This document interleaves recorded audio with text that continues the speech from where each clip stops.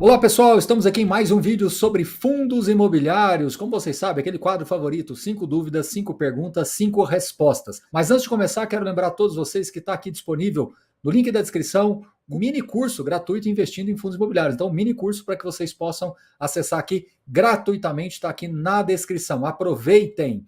Vamos lá, 5 perguntinhas aqui para a gente. E 2 delas bem correlacionadas. Quer ver só? A primeira, por que a NTN-B está subindo e os fundos imobiliários estão caindo?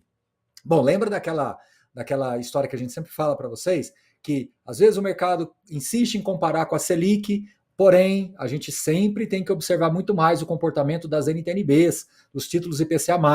E olha só, os títulos IPCA+, nesses últimos dias está subindo muito, por isso que a gente está vendo queda nas cotações dos fundos imobiliários e outros ativos de renda variável também. Mas as NTN-Bs já superaram a marca emblemática de 6%. É um número forte, é um número emblemático, é uma régua alta do mercado, e isso pressionou aí o IFIX nesses últimos dias, vem pressionando nesses últimos dias. Então, vamos ver, é uma questão comportamental do mercado, envolve aspectos macro e microeconômicos, aspectos externos, internos, então, muita coisa acontecendo aí que acabou impactando os fundos imobiliários também, tá bom? Lembrando que os rendimentos, em geral, estão preservados, os valores patrimoniais em geral estão mantidos, os fundamentos estão mantidos, essas oscilações elas realmente incomodam um pouco os investidores, mas aí a gente tem que fazer aquela velha reflexão. Nessas horas, para quem é investidor de longo prazo, é realmente a hora de você se aproveitar dessas pequenas janelas de oportunidades, como é que você vai definir a sua estratégia de investimento, de alocação. Para aqueles outros talvez mais cautelosos,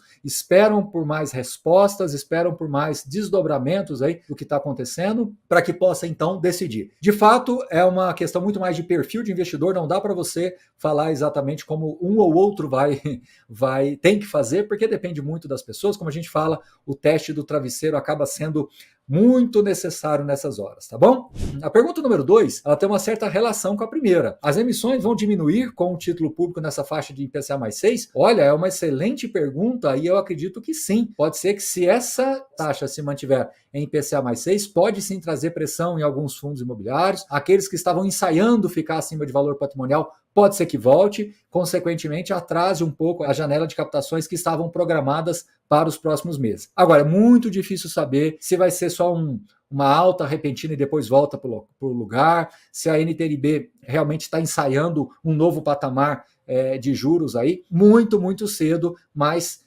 sim, nesse patamar de IPCA mais 6, é um patamar mais, eu diria assim, se é que eu posso usar essa palavra, proibitivo para novas emissões em alguns fundos, sim. Proibitivo que eu digo aqui entre aspas, é no sentido de que passa a ficar muito perto de patrimonial, passa a não ter muita vantagem financeira para que você possa acessar a oferta, diminui o incentivo dos próprios distribuidores para conseguirem captações mais volumosas, então você joga meio que um balde de água fria no geral, caso essas taxas se mantenham em patamares de IPCA mais 6, tá bom? Terceira pergunta, 100% em FIIs gera debate, agora 100% em ações não gera, por quê?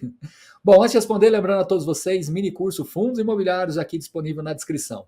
Olha, eu acho que gera discussão o tempo todo, em qualquer circunstância. A questão é, pela minha visão aqui de acompanhar o mercado, a questão é que os fundos imobiliários naturalmente trazem mais debates, mais polêmicas, as pessoas acabam se envolvendo mais com o produto justamente pela natureza. Discutir uma empresa de siderurgia não é tão simples assim. São poucas as pessoas que investem em ações que conhecem muito bem uma empresa de siderurgia, uma empresa de elétrica, alguma coisa voltada para o setor financeiro, alguma empresa voltada para o setor financeiro, empresas, né, de outros serviços agregados. Então não é trivial você encontrar investidores que são profundos conhecedores daquele tema. Então as pessoas se baseiam talvez por indicadores mais amplos. Por isso que a indicação ela fica mais matricial, né? Ela fica mais dentro dos indicadores e dos múltiplos das empresas. Quando você fala de fundo imobiliário, envolve emissão, venda de imóvel, compra, alocação, se você gostou ou não gostou, se o gestor falou A ou B, se o gestor comprou fundo do A ou do B, se o B comprou do B e do C. Então é muito mais complexo, você tem vários outros derivados e isso faz com que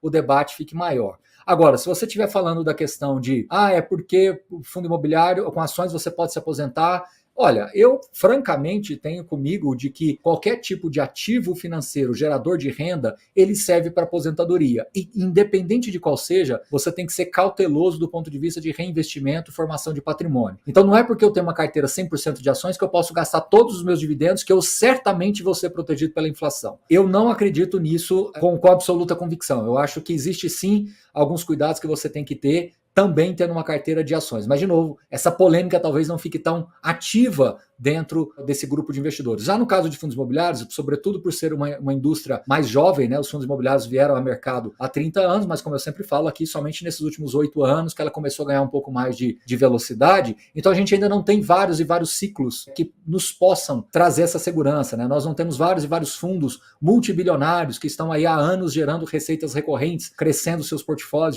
fazendo gestão ativa. Então, a história dos fundos imobiliários ela acaba sendo mais curta do que do mercado acionário. Eu acho que por isso que essa polêmica acaba sendo maior. E por fim, as pessoas acabaram colocando na cabeça de que fundo imobiliário é um reloginho igual o IPCA+, entendeu? E não é. Nas duas perguntas acima aí, os fundos IPCA+, os ativos IPCA+, eles acabam precificando os fundos imobiliários, né? Porque são ativos relacionados à inflação, tanto os títulos quanto os ativos imobiliários, mas a diferença é que ele não é reloginho. Ele vai ter hora que vai ter hora não, eu diria até o contrário. Em várias e várias vezes você vai ter uma certa correlação, mas não vai ser tão reloginho quanto a gente imaginava que fosse. Então, os investidores de fundos imobiliários, eles vêm para a indústria de fundos imobiliários com a perspectiva que você vai ter a previsibilidade de um título IPCA mais alguma coisa e vai ter o potencial de valorização de uma empresa de crescimento, uma empresa que por algum motivo fez excelentes investimentos ao longo dos seus ciclos, tá? Então, eu acho que esse é um ponto, essas três perguntas, elas de alguma forma, elas meio que se relacionam, tá?